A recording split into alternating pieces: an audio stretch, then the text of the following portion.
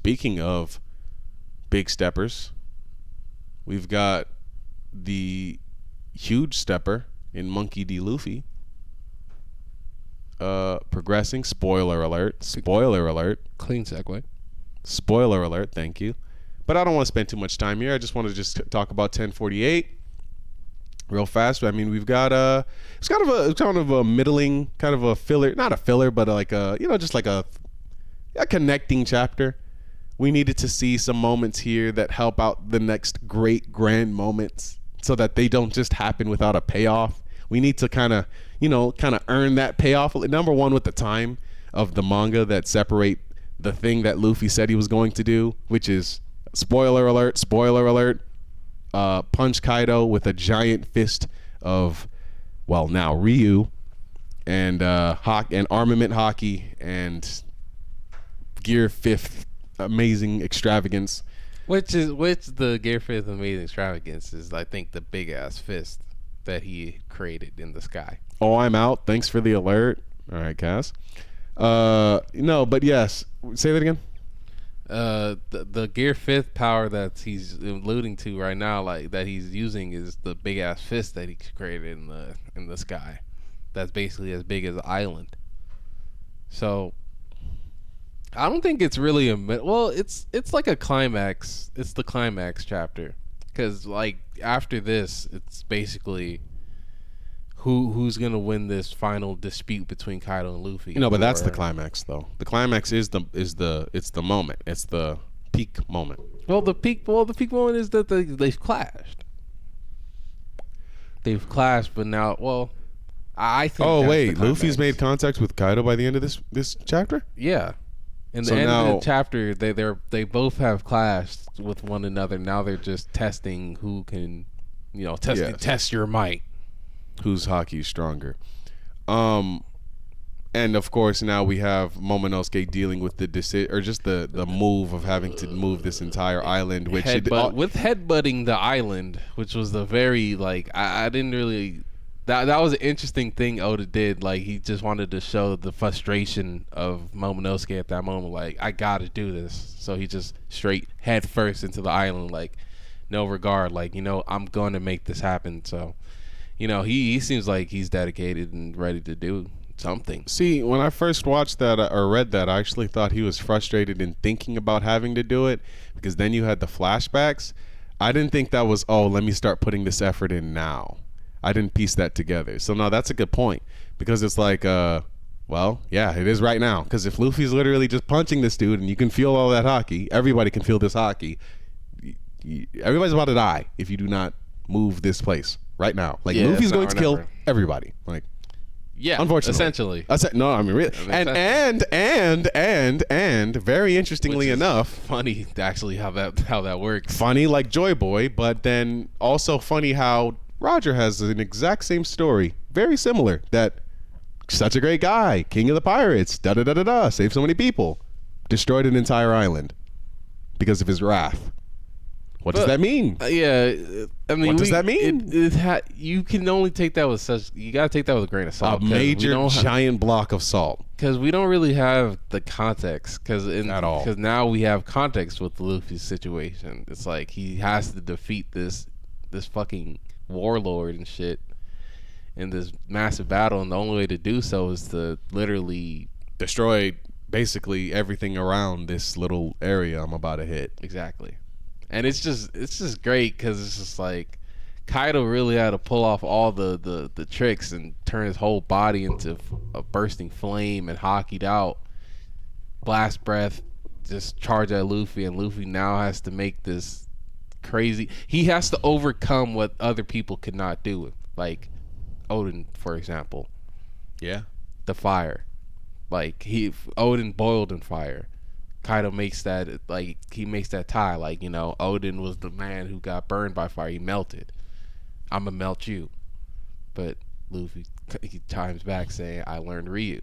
I'm not gonna even have to touch you, which, that is gonna be amazing. Animated. That visual, no, even the manga. Oh my god, just the visual of just that impact when it finally meets Kaido, because they're gonna do the wide shot of like Luffy way in the air, like just like I don't even know where he lands. Does he fall out of the sky? Because if you move it, Onigashima, what's under there? The mainland. If it's the mainland, well, there's actually swaths of the mainland of Wano that you see that is just like there's nothing there. Well, like, if he falls off the so I sky don't know. and hopefully he's still in Gear 5th, then he'll just turn the ground rubber. If he falls out of the sky, And hopefully it's still in Gear 5th. But I feel like So if you're he saying falls off when- the sky, he'd probably be out of it. But you know. so you're saying when Kaido would fall to the ground, Luffy, you would hope that he would change the ground to rubber? If he's still in Gear 5th. Why? But why would he do that?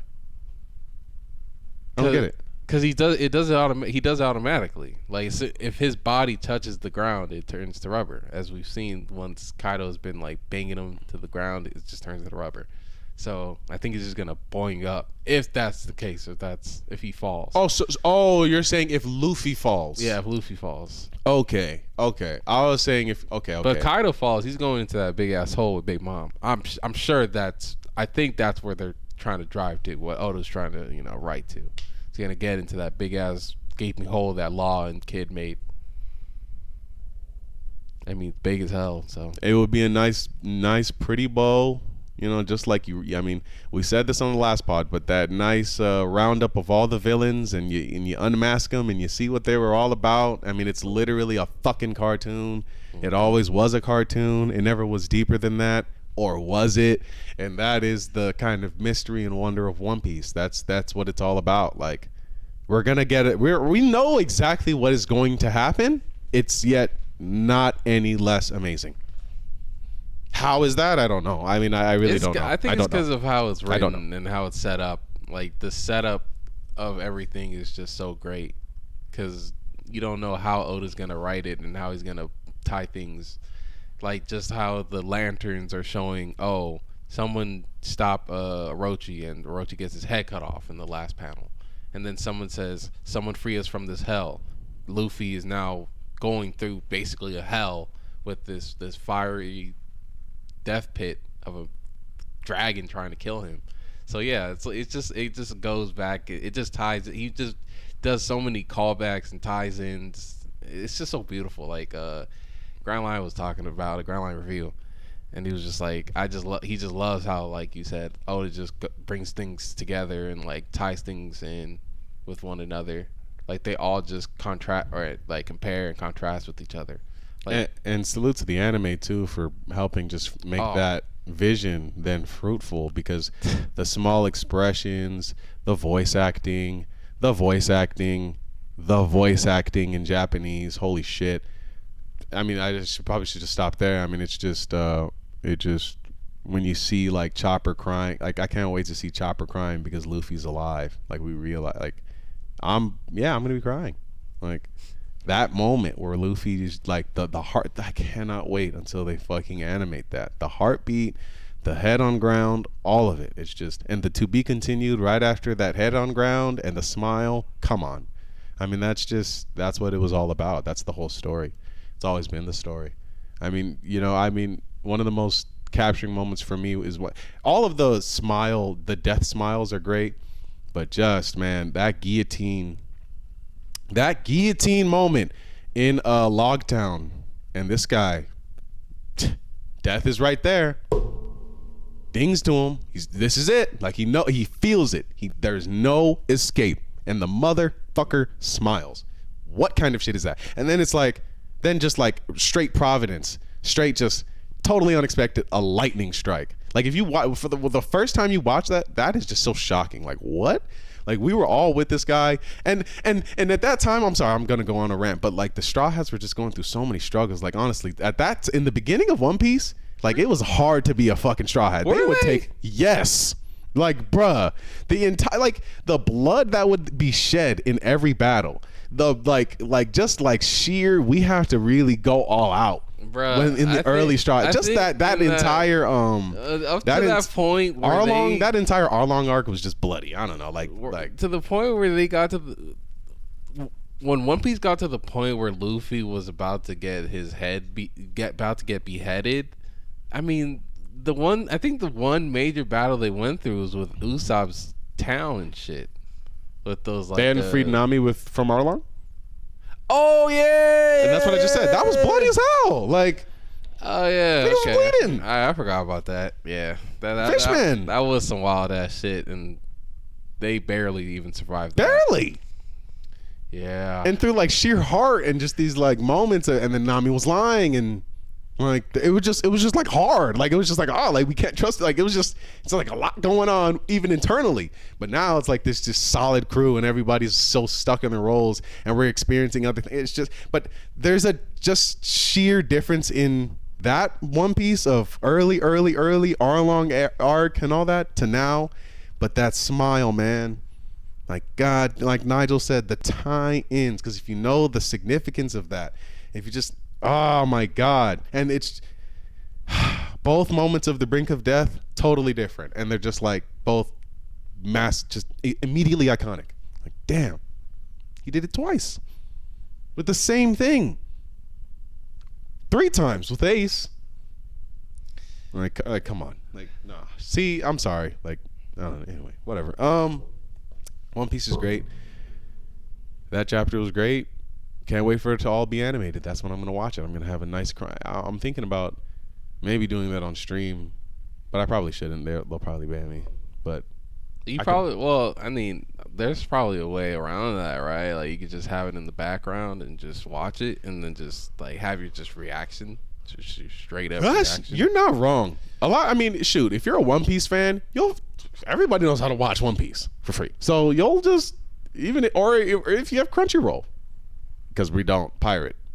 But yeah, for the people, you know what I'm saying, who have Crunchyroll, you'll just be, I can just put the time up, just like the Amazon Prime stuff, you know. And if you come by and be like, yo, man, yeah, guys, I'm just reacting to this One Piece, you know, get up on the timing.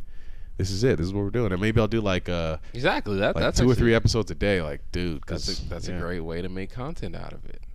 To make your you know what I'm saying, viewers interact with you while you watch this One Piece. And you avoid the ban. So yeah. Yeah, man. This is why I have this guy here. He's a smart guy. He's a wise guy.